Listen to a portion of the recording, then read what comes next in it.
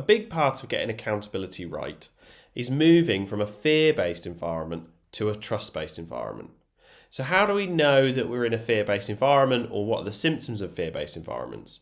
Well, the two of the main symptoms is any kind of avoiding kind of behaviours, where we avoid difficult conversations, we avoid addressing things, we don't really deal with issues, we sort of avoid them or we move away from them. The other main symptom is anger and irritation.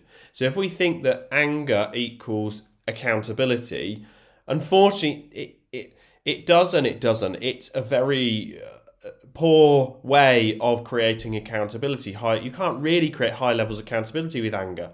The problem with anger is that it promotes fear. Anger ultimately is rooted in fear because anger is about control, control is about fear. So anger itself is rooted in fear, and what it does is promote more fear.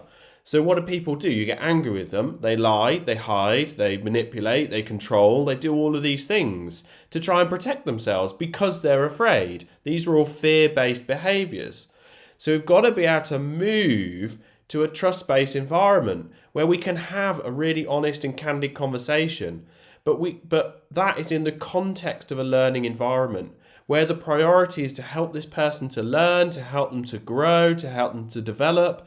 Like, we all need outside feedback. It's really hard to see ourselves. So easy to see everybody else's mistakes, isn't it? Much harder to see ourselves. So, gathering outside information, getting feedback is a really important part of our growth. Unfortunately, that often isn't really happening, or not to anywhere near to the degree that needs to, because of fear. Because one person is going to react defensively when they get the feedback, i.e. they're afraid. Defensive behaviours are always about fear. And the other person perhaps isn't providing the level of feedback because they're afraid that the other person is to respond defensively.